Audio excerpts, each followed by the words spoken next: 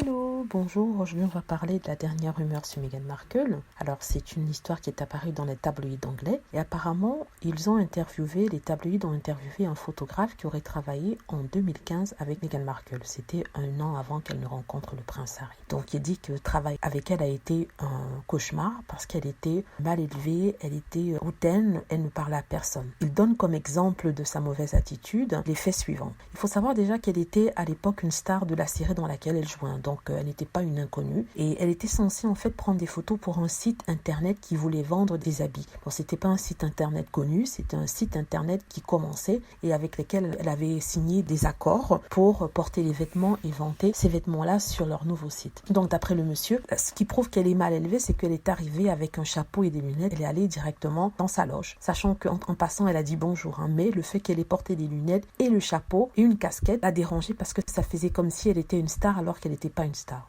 Alors, il y a aussi autre chose. Il dit qu'elle ne voulait pas être prise en photo alors qu'elle se maquillait. Donc, toute personne, toute femme surtout, sait qu'il est difficile d'avoir du temps pour soi et quand on se maquille, c'est le petit moment qu'on a à soi. Un moment où on est vulnérable, on n'a pas forcément d'avoir une caméra dans notre visage ou quelqu'un là pour filmer. Donc, si tu veux me filmer en train de maquiller, tu me demandes et j'ai le droit de te dire non parce que je ne me sens pas confortable, je ne me sens pas à l'aise. Je ne veux pas que tu me filmes en train de maquiller. C'est mon moment à moi. C'est un moment où j'ai plaisir à me maquiller, à me faire belle, mais je ne veux pas que tu sois là pour me filmer. Donc, ça, c'est son droit. Elle a le droit à son image. Donc, pour ça, il considère qu'elle est hautaine, qu'elle est mal élevée, juste parce qu'elle a dit qu'elle ne souhaitait pas être filmée en train de se maquiller. Deuxièmement, il dit qu'elle ne voulait pas qu'on filme ses pieds. Et c'est pour ça qu'elle est difficile. Donc, le monsieur sait très bien qu'elle n'aime pas les photos de ses pieds, mais il va quand même filmer les pieds, sachant qu'à la fin de la session, ils ont quand même pris la photo de ses pieds qu'ils ont mis sur les sites internet. Ce qui prouve que peut-être que c'est faux cette rumeur des pieds qu'elle n'aurait pas voulu qu'il filme.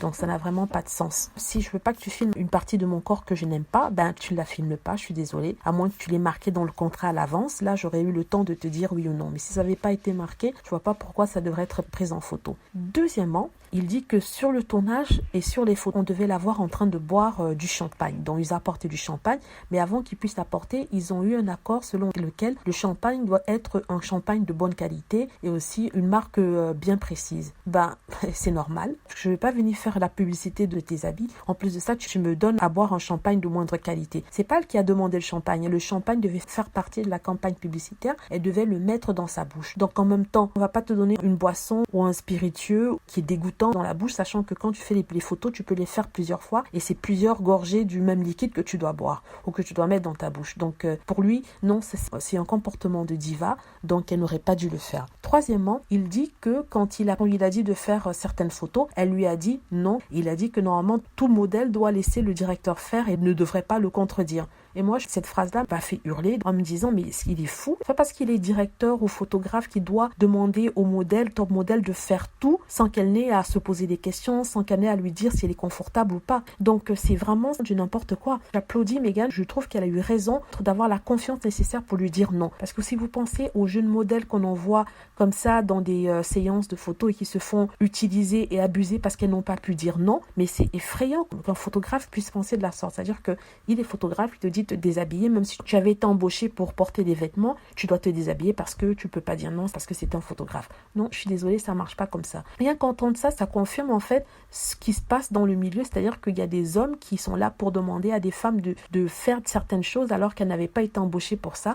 Et cette pauvre femme, parce qu'elles sont jeunes, elles n'ont pas la confiance nécessaire de pouvoir dire non, elles ont peur de perdre leur boulot, elles se retrouvent comme ça à faire des photos qu'elles n'auraient pas souhaité faire. Donc Meghan Markle a tout à fait raison, elle a le droit de contrôler son image. Après tout, elle était dans une série qui était vue à l'étranger, par exemple en France, en Espagne, aux États-Unis. Imaginez si elle avait pris une photo disgracieuse, une photo où elle n'est pas dans son bon élément, une photo où elle était même nue. Vous vous rendez compte de ce qui serait passé? Imaginez 2 ans plus tard, si on avait vu ces photos, comment on l'aurait descendu, traité de tous les noms parce qu'elle avait écouté un directeur qui lui demandait de faire certaines choses dont elle souhaitait pas faire. Donc, il disait aussi qu'elle est venue lors de la séance photo avec sa propre maquilleuse, sa propre équipe de communication, sa propre coiffeuse. Et c'est tout à fait normal.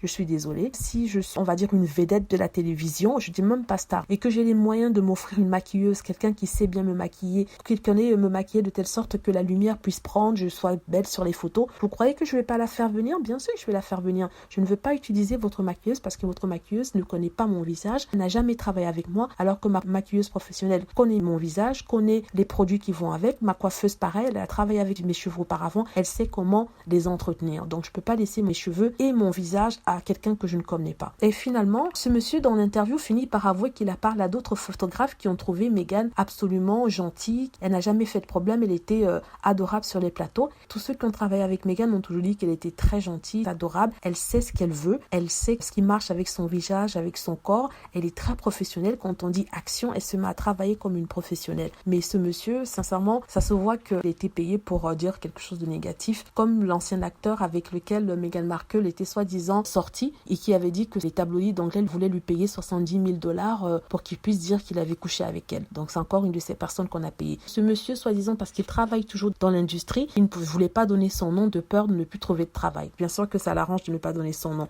Si ça avait été un autre modèle, par exemple, ou Julia Roberts, on aurait dit, ah oui, c'est bien, elle connaît ce qu'elle veut, elle s'est pas laissée avoir, elle s'est pas fait utiliser par le photographe. Mais comme c'est Meghan, tout le monde lui tape dessus. Vous me direz pourquoi je reporte toutes les rumeurs sur Meghan Markle. Il y a certaines rumeurs que je ne l'analyse pas, pour lesquelles je ne fais pas de vidéo parce qu'elles sont tellement idiotes, mais celle-ci parce que ça va être véhiculé partout et que ça ternira la réputation de Meghan en la faisant passer pour une personne difficile. C'est pour ça que je fais cette vidéo-là, pour que les personnes puissent comprendre. Il faut avoir une carapace assez solide, il faut savoir ce qu'on veut, il faut savoir dire non. Parce que vous vous rappelez toutes les affaires de Harvey Weinstein et les producteurs de Hollywood qui ont été dénoncés par les MeToo, c'est parce que ces femmes n'ont pas pu dire non, n'ont pas eu la force de dire non, qu'elles sont devenues les victimes de ces prédateurs. Et Meghan Markle sait ce qu'elle fait, elle a dit non. Bravo à elle. Voilà, merci d'avoir écouté, n'hésitez pas à cliquer sur like et à vous abonner pour plus de vidéos. Merci.